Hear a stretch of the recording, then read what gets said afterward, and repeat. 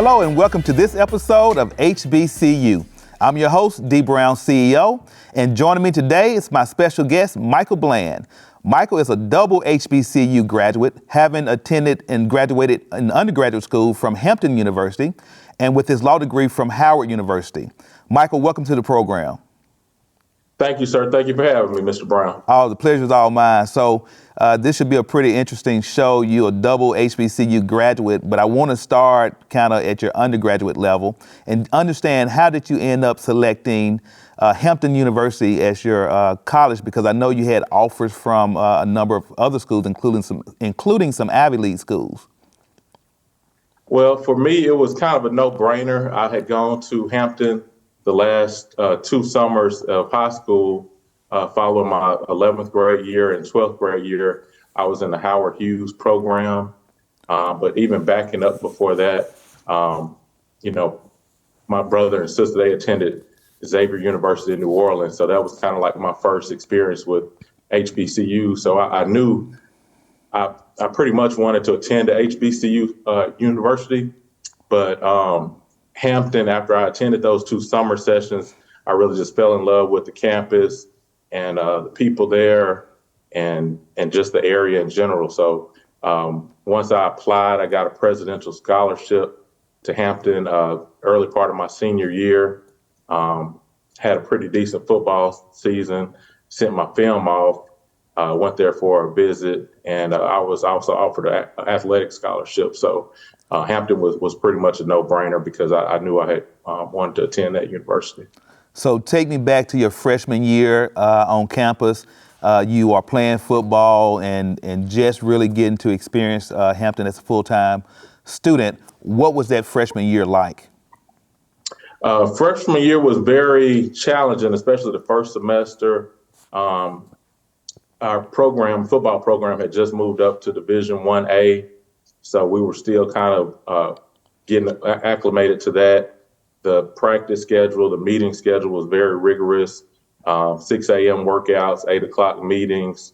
Really was a full-time 40-hour-a-week job with the practices and meetings and everything, and just trying to balance that with being a freshman on campus far away from home. So it was a big challenge, but I was able to get past it. In second semester went a lot more smooth for me. And then, my subsequent years, it just kind of got easier from there. But freshman year, that was a challenge, kind of getting used to being a Division I athlete and all those requirements. Right. I think they've kind of tamped those down some with the hours since that time. But just the freshman year, that was kind of a lot to embark on. So what are some of the most memorable experiences you have from your time at Hampton? I would say I had a group of friends that we all came in the last pre-college session. I was there for the summer. Most of the guys that I, ended up being friends with throughout Hampton were there for pre-college. I'd say 80 to 90% of us. And we, football, of course, was demanding. So, we didn't have a lot of time, to socialize. But the times we did, we did have a number of events on campus, but we rented out a beach house. I think my senior year, that was probably one of the most memorable events where senior week, we had a beach house on Virginia Beach and just really had a great time out there. And those guys, we still kind of visit with each other, with our families. We have trips every so often. So, really it's just like one of those old adages that the friends you make your freshman year, kind of end up being your friends for life. Right. So who are some of the professors or coaches or staff members there at Hampton that were instrumental in your academic success? I'll probably say my position coach, Coach Parham. I think he was very tough my first year on all of us. I was a big baby coming in, 18 years old, and he kind of toughened me up. And, really, kind of matured me into the man I become. By my senior year, he did a lot of things that kind of helped my academic and my football success, in that he applied for different awards and accolades for me that basically gave me the opportunity to have a scholarship for law school. So I would say Coach Parham was a big influence on my college tenure. So what was it like playing football at Hampton? I know you had you mentioned that it was like a full-time job, but if someone's watching and they're considering going to Hampton and play football or sports, what was that experience like? It was great. I mean, we played in a lot of classics, so it was a lot of traveling, which was tough on the academics and balancing classwork and everything. But that was still, very fun getting to go out and basically tour across the country. We played at the Meadowlands. We played at RFK Stadium, the old RFK Stadium in D.C. St. Louis, we played there at their professional stadium. Atlanta, we played at the Georgia Dome freshman year. So all of those were great experiences. I think it really did a lot to kind of highlight the program across the country. So I really kind of credit those years in the late 90s I was there to kind of giving Hampton that D1 exposure as far as the HBCU. And from there, the program just continued to grow and thrive. So talk to me about after graduating from Hampton, you decide that you want to go on and pursue a law degree. Tell me, how did you select Howard to continue your educational journey? Well, back up before that, I did play 5 years. I was redshirted my freshman year at Hampton. So I came back and played a fifth year. And really, I was coming back that year to see if I could play on the next level with the NFL. Yeah. And I did get an opportunity. I went to Baltimore, made it through preseason, all the mini camps. At the same time, I was doing applications for law school, and I didn't do a lot as far as applications. I think Syracuse and a couple other universities, Vanderbilt waitlisted me. So I actually went my first year to Syracuse, got up there, the just snowed from almost like October till March. And that just was a difficult climate, of course, being from Mississippi. Right. So after that, I transferred to Howard, and I was fortunate to be able to transfer to Howard my second year and third year. So I finished up there after applying to transfer to Howard. And I was glad they accepted me. I love the school. I love my fellow students, and the professors were great as well at Howard University. Were there any differences that stood out to you between, say, Syracuse and attending Howard and Hampton University? I could say definitely there was. The thing that you don't expect, going to HBCU is, the candidate pool for students at HBCUs. You're competing with other African Americans to go to these universities, and it almost feels as though the students are like plucked out of these different areas. Like me being from Jackson, there were people from Los Angeles, Detroit, Chicago. So all across the country, you kind of get to meet people from different areas. And, once you kind of get it up close and personal to them in the classroom, you can kind of see the different skill sets and things that they bring to the table. So I feel like it was very diverse from that standpoint, as far as a large pool of African-American students on campus. Everybody had their strengths and their skill sets they brought to the table. When I got to Syracuse, there was a lot. It was diverse on paper. There were, of course, African Americans. There were also other minorities, from other countries that were Black.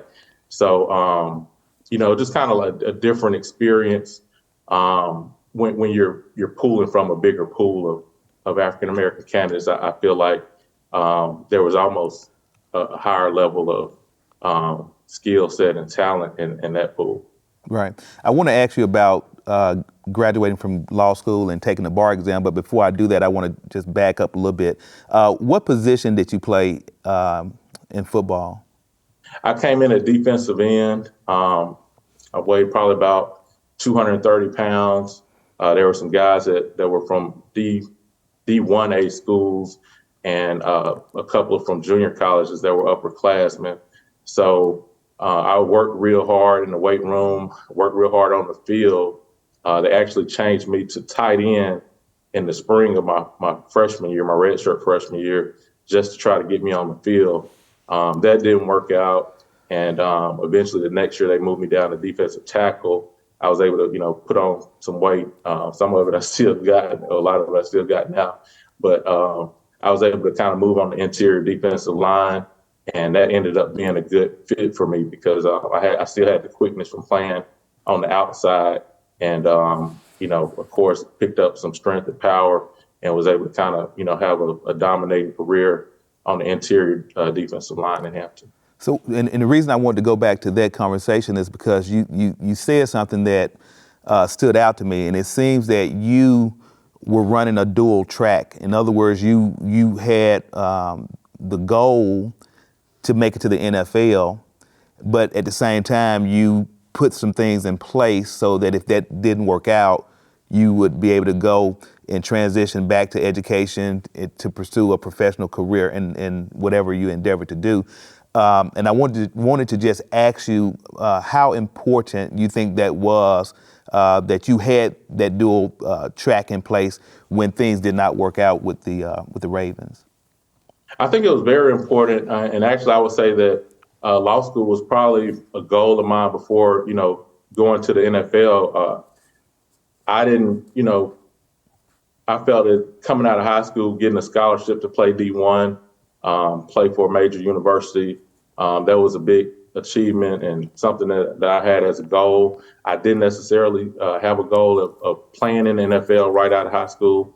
But as I continued to improve and get better at Hampton, that became more realistic. So, it's kind of one of those things to where the last part of my career at Hampton, I kind of focused in on football a lot more. My grades continued to do well. So I still had that option of going to law school.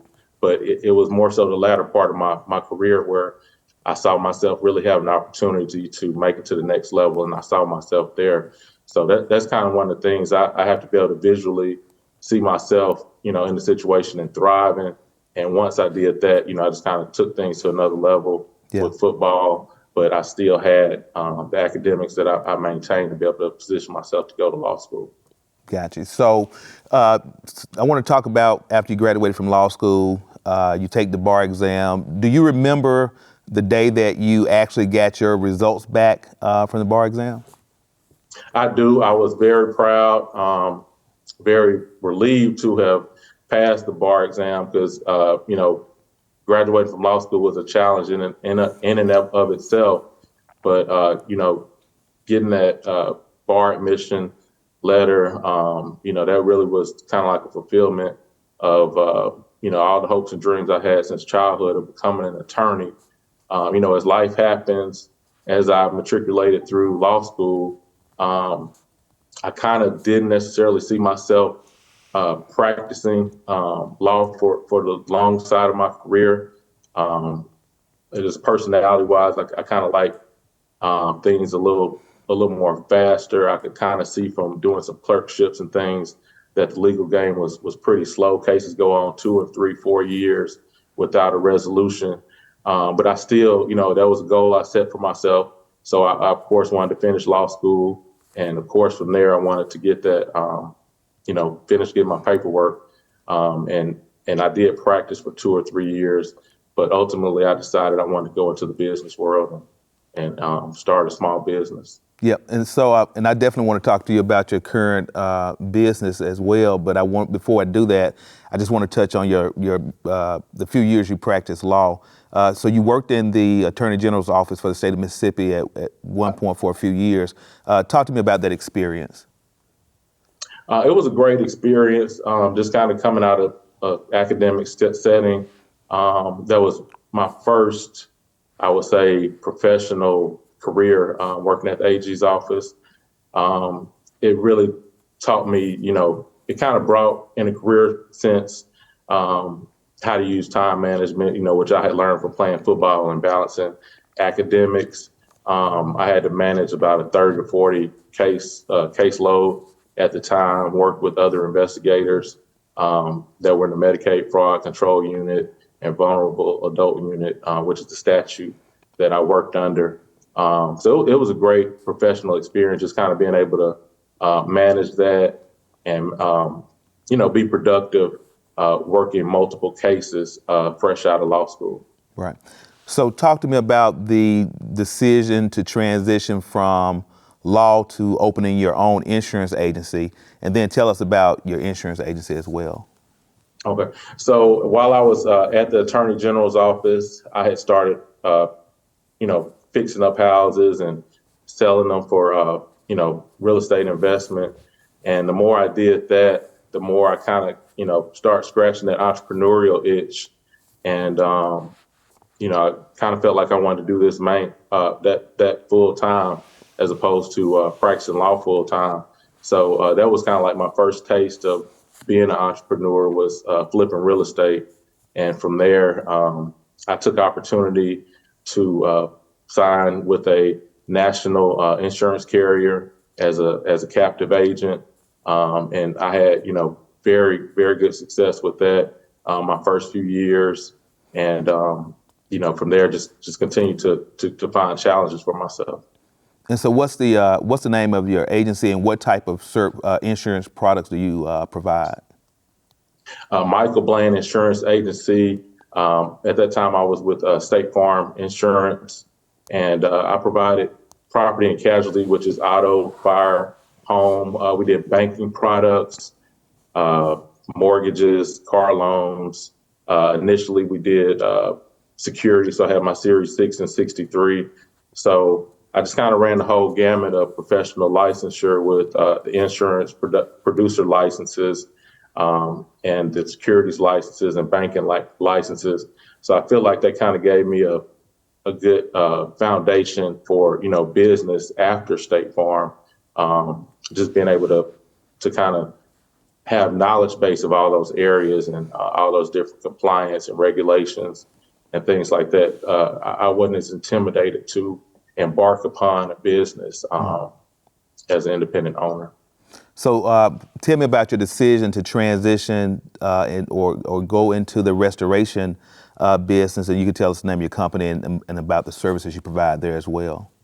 Okay. So the latter part of my tenure as an insurance agent, I had started doing insurance adjusting, of course, doing some travel to other areas that were hit by disasters.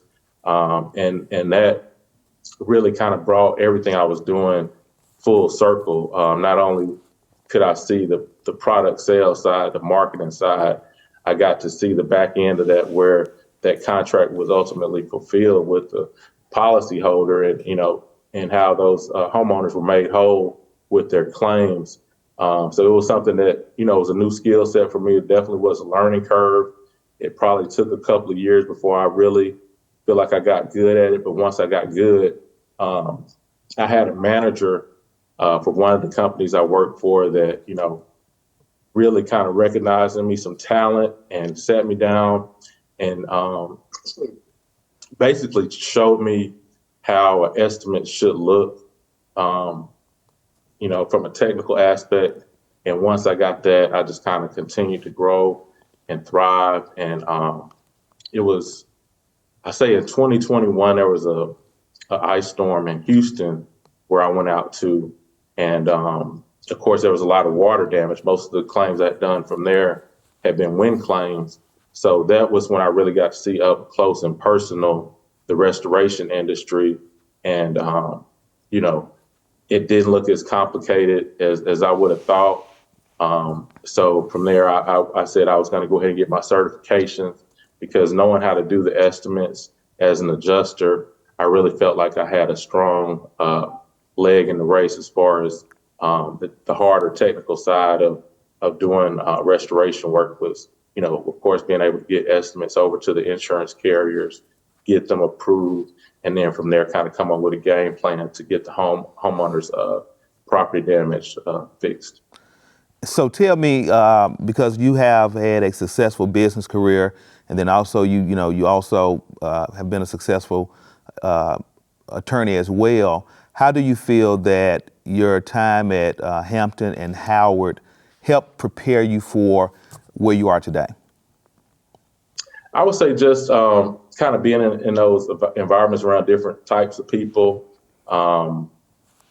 knowing how to work with different types of customers, and just, I have a very competitive group of friends. We all kind of push ourselves professionally, and just, wanting to be the best at what I do, wanting to learn everything I can, to basically give the best product and service to the customer. So I think all the different skills that I've learned from being an insurance agent, from being an adjuster, it's kind of like recently I've had the opportunity to start getting what they call program work, which is when the insurance carrier or a third party administrator sends you claims. Mm-hmm. And, that's work that you don't necessarily have to market for and things like that. But what I've noticed is, just having the skill set of knowing the insurance policy in and out, knowing how to do the estimate the way an adjuster would do an estimate, really bringing those skill sets all together, and then having the construction knowledge has really benefited me. And I think that's kind of like one of the things I've learned from being at HBCUs is, really taking what resources, what skills you have, putting them together. You may not, I didn't have the largest amount of capital, the largest credit line, started very, very meager, but just basically being able to take what you got and build something with it. That's kind of the mentality I got. So tell me, if we have a young person watching, and I'll give you an opportunity to plug both of your HBCUs, okay. Why should someone consider going to Hampton, or why should they consider going to Howard to further their educational path?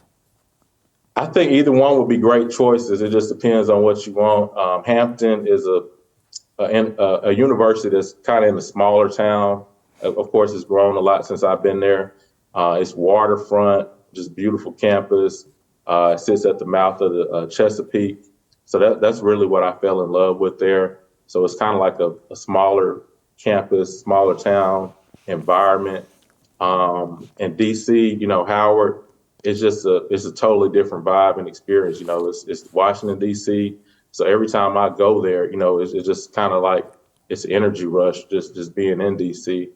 So Howard, it definitely, I wasn't on the main campus for law school, but definitely I feel like Howard is of equal standing with Hampton. So it just kind of like pick your poison type thing. Yeah. If you want the small environment, I would say Hampton. If you want to be in a larger metro area, I think Howard is a great choice. But academically, both schools are very strong. Both have a very strong network of alumni in the professional corporate environment. So I don't think you can really go wrong with either one. Hey, one of the things I want to do before we close the show out is just to get your take on the importance of graduates of HBCUs giving back to the institution to provide better access to resources. I definitely think that's important. Like I said, myself and some friends that I went to Hampton with, we all pledged a decent amount recently. They had a opportunity to pledge an amount to get your name on these glass panes that's in the new student union, and we took advantage of that. But it really felt good knowing that you're kind of putting your money back in the bucket for the future generations that come through Hampton to continue to make Hampton, a thriving university that's, financially set to be able to prepare the next generations. And I think everybody should do that with their undergraduate and graduate universities that they attended as HBCUs, because, they did do so much for us. And we do need to make sure that there's that next crop of talented individuals coming out of those universities that can, of course, give back as well. So I really feel good about going to HBCU, and I want others to have that experience as well. Well, I think you summed it up very well. It is critically important that, and even, for example, I did not graduate from HBCU. I attended an HBCU for 1 year.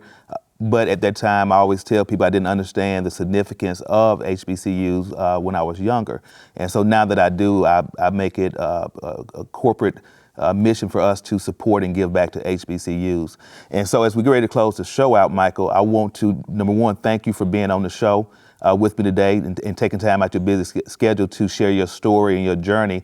And I want to take a moment to present you with the HBCU Lifetime Achievement Award. Oh, wow. For your continued commitment to historically Black colleges and universities, and for all the success you have had in your professional career.